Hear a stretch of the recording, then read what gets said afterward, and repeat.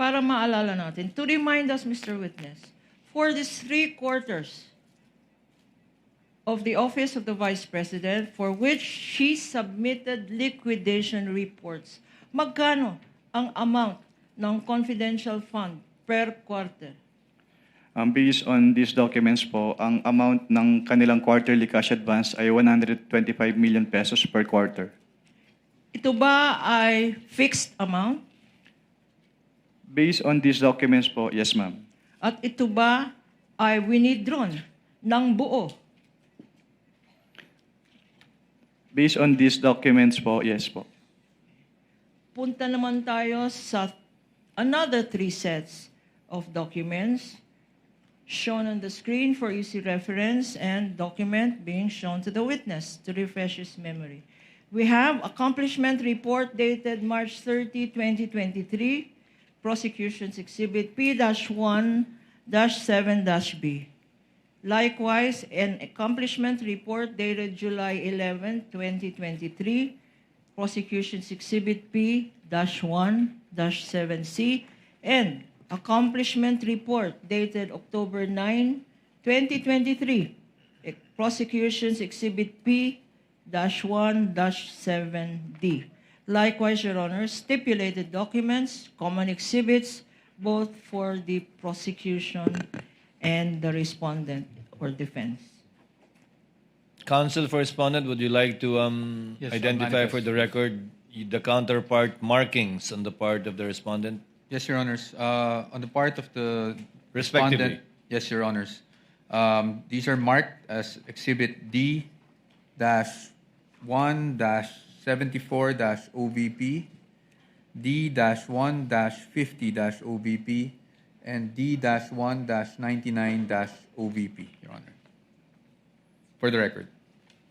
Sorry, if the first one is actually D-1-50-OVP, the second one would be D-74-OVP, and the third one would be D-1-99-OVP, for the record, Your Honor.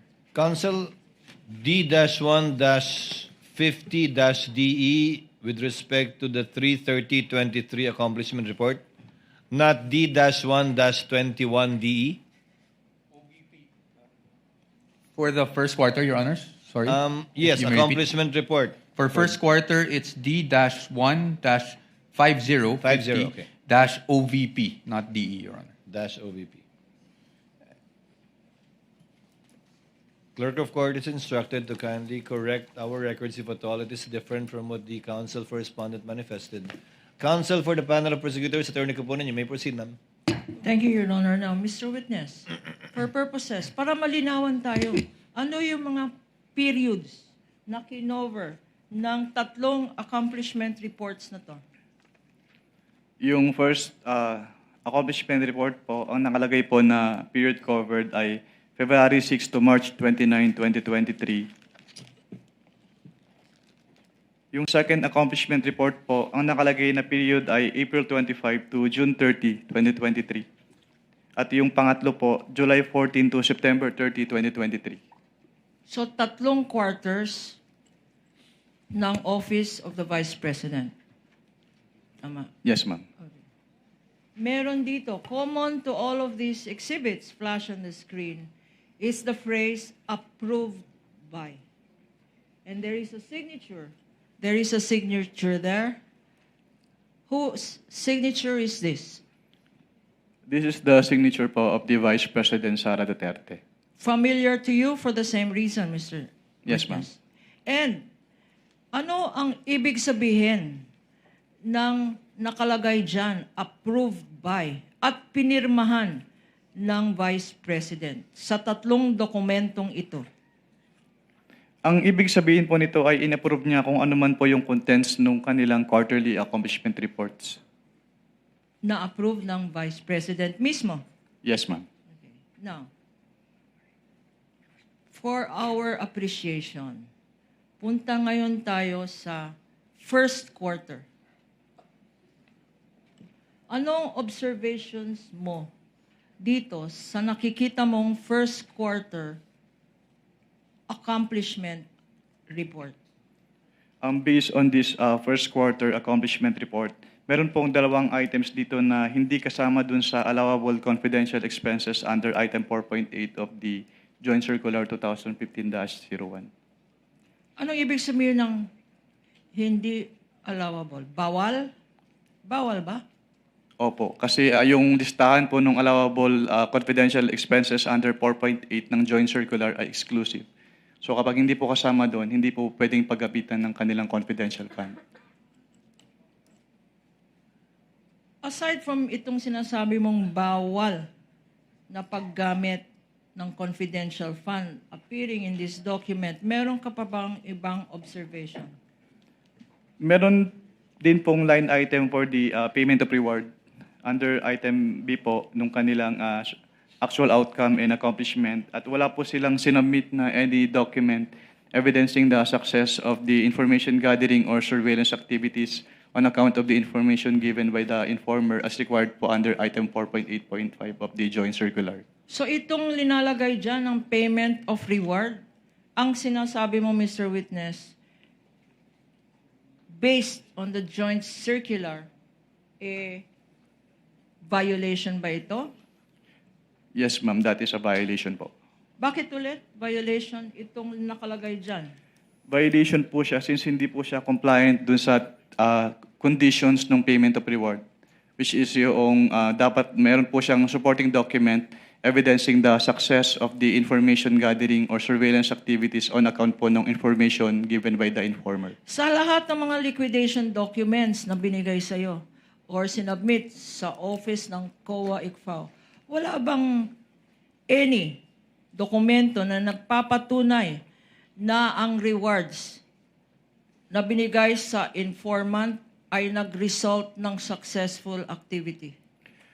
Based on their submissions po, wala po, ma'am. Meron pa bang observation dito?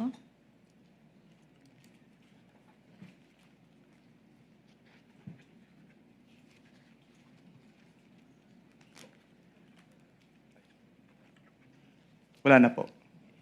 Punta naman tayo sa accomplishment report ng second quarter. Exhibit P-1-7C. Any observations? Ano naman ang masasabi mo dito sa accomplishment report na inapprove mismo ng Vice President Sara Duterte? Katulad po nung naunang accomplishment report, meron din po silang line items for provision of medical and food aid at payments of incentive or traveling relative to the confidential operations na hindi po among the allowable confidential expenses under item 4.8 of the Joint Circular 2015-01. Sinabi mo na meron nakalagay dyan medicines. Bakit sinabi mo na bawal o hindi allowed ito Dahil sa hindi, joint circular? hindi po siya kasama dun sa exclusive list of allowable confidential expenses under item 4.8 po. Ano pa ang na-observe mo dito?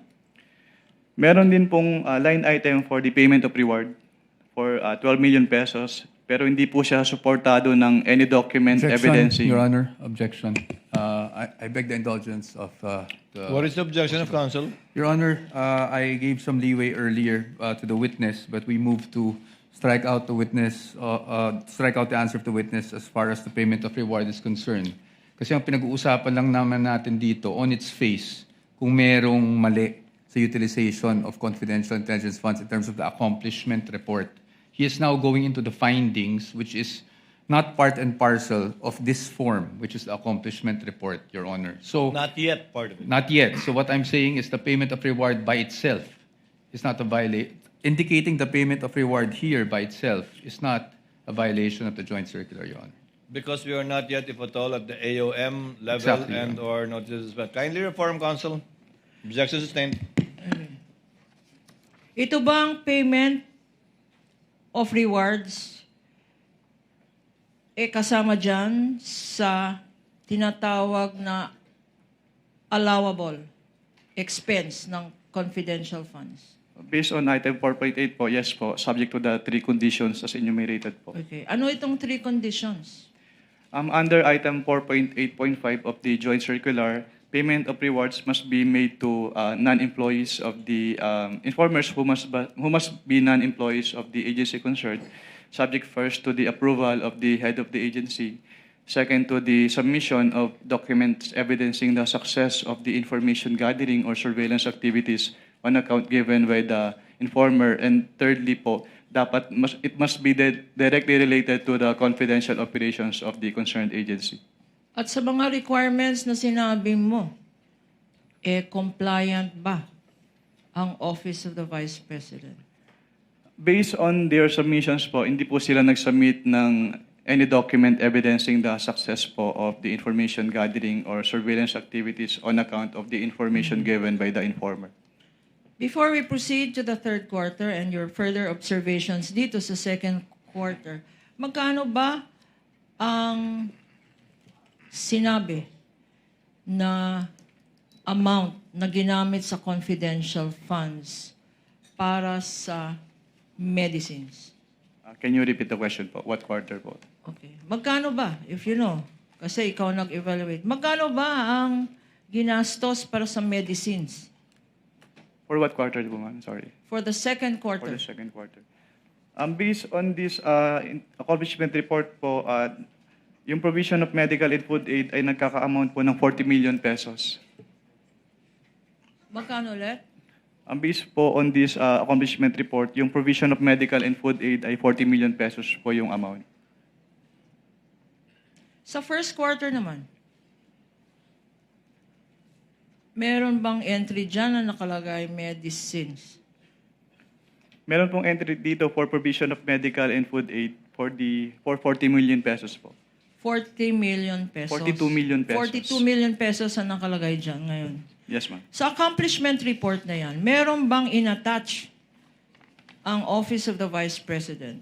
First and second quarter na in-identify, meron ba siyang inattach mga dokumento na nagpapatunay na ginastos talaga yung 42 million na yan for the first quarter and 10 million na yan for the second quarter for medicines alone, Mr. Witness? Meron bang attachment itong accomplishment report na sinubmit?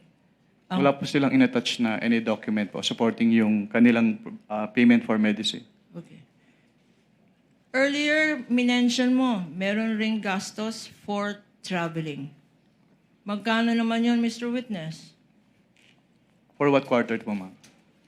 For the first quarter muna. For the first quarter po, yung kanilang payment of incentives or traveling relative to confidential operations ay 10 million pesos po. 10 million pesos. At again, tanong ko, sa expense na 10 million na yan for traveling expenses, meron bang inattach na mga annexes? Diyan, para explain, paano ginastos sa travel ang 10 million? May mga attachments ba? Yung accomplishment report na yan. Wala po silang inattach. Hindi na-explain itong 10 million, Mr. Witness? Walang official receipts attached? Meron ba? Wala pong official receipts na attach. Any other observation sa second quarter?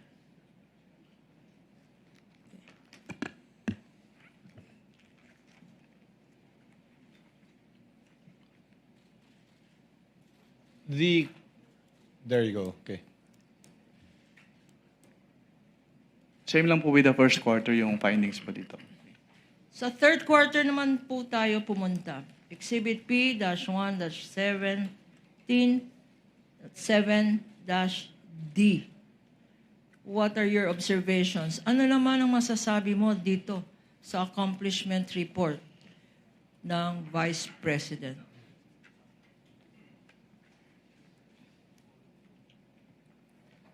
Meron din po silang payment of reward dito na worth 35 million pesos. Pero wala po silang inattach na any document evidencing the success of the information gathering or surveillance activities on account of the information given by the informer. Okay. Sinabi mo na walang sinubmit na ebidensya. Wala bang naka-attach dito sa accomplishment report? Wala po, ma'am. Walang report on success of the surveillance activity? Wala po. And, sa pagkaalam mo, and based on your evaluation of the provisions of the joint circular, compliance audit ito? Compliant ba ito?